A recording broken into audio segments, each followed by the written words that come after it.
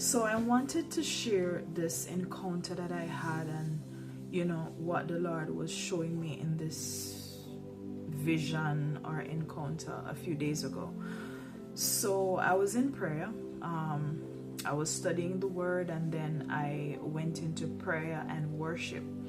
And while I was in this place of prayer with ministering to the Lord and the Lord ministering to me, I had an encounter where it was so powerful. It's like the presence of the Lord came upon me, and I was just there, more like groaning. I moved from worshiping and praying, and I started to groan in the spirit. Many persons may not really understand about groaning in the spirit, but it's a level that you get to where you cannot utter any words. It's like there is just this presence. The presence of the Lord just comes over you, and it's like the presence of the Lord is kind of like consume you to the point where you can't utter words. And I was groaning for a while, and then I heard the voice of the Lord saying that I must begin to prophesy. So I began to prophesy about whatever that was coming to me concerning nations, even Jamaica. And then the Lord said to me to prophesy to the wind of revival. Right? I must call for the wind of revival. And so I began to prophesy to the wind of revival. And, the Lord had me moving my hands, like it's like I was doing some kind of whirlwind type of thing with my hands. And the Lord said to prophesy to the wind of revival and call for the wind of revival. And so I was just obedient, and I began to be very honest with you, I wasn't like, how should I say this? I wasn't like fully, like in the natural, right? I was just caught up by this point. So I was just doing what I was hearing and just moving my body or my hands according to whatever it is that I was sensing. And then, when the Lord said to prophesy to the wind of revival and call it forth, so I began to prophesy to the wind of revival and calling it forth into the churches, into the land, into the nations. And what I saw when I began to prophesy, I saw church doors just flung open, like it was robo shata rabaho rebeko ramanda rabaha rebo shata. I began to see church doors just flung open, right? And I saw a force, just a mighty force, it just moved through the churches. I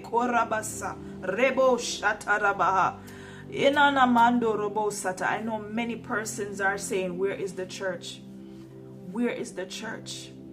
Well, the Lord is sending a fresh wind of revival into the churches.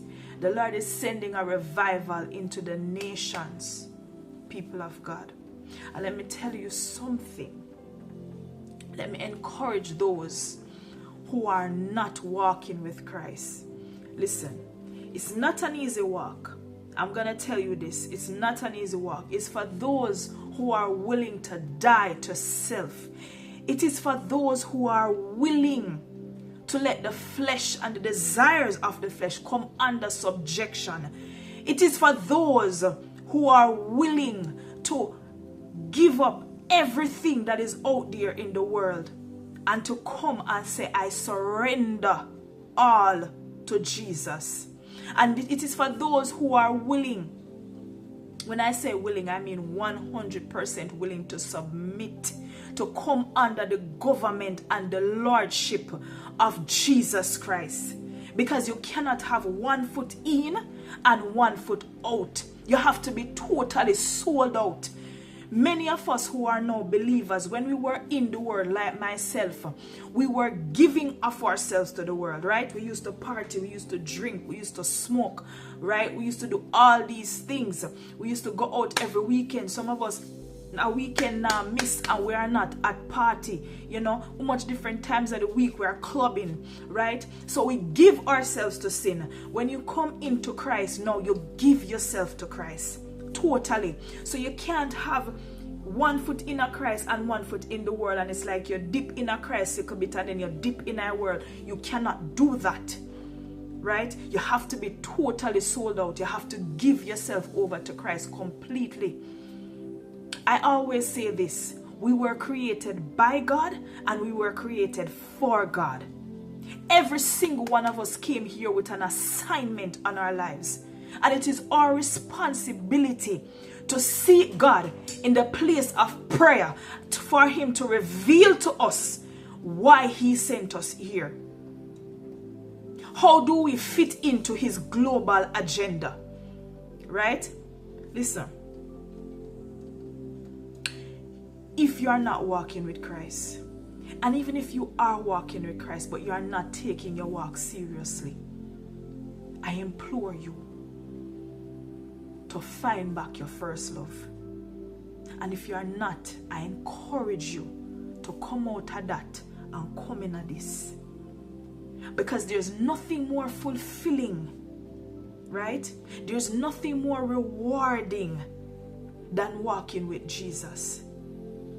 He will help you to discover your true self, your true identity. Many of us, we are searching for our identity, like myself when I was out there in the world. And I was so lost. I didn't know who I was. I didn't know whose I was.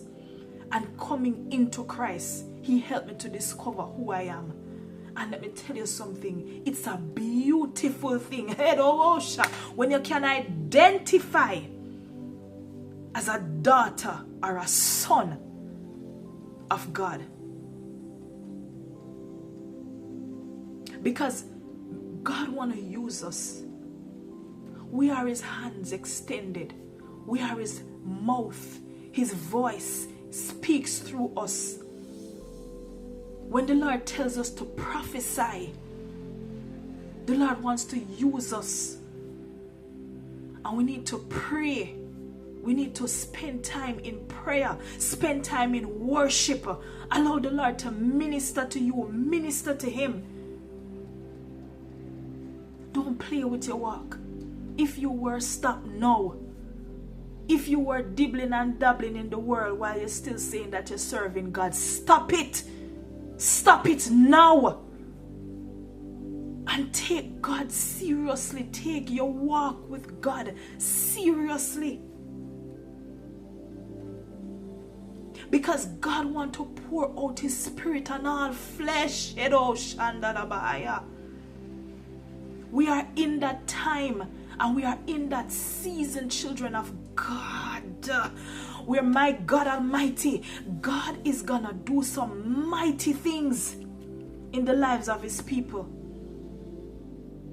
And I don't know about you, but I don't want to miss it.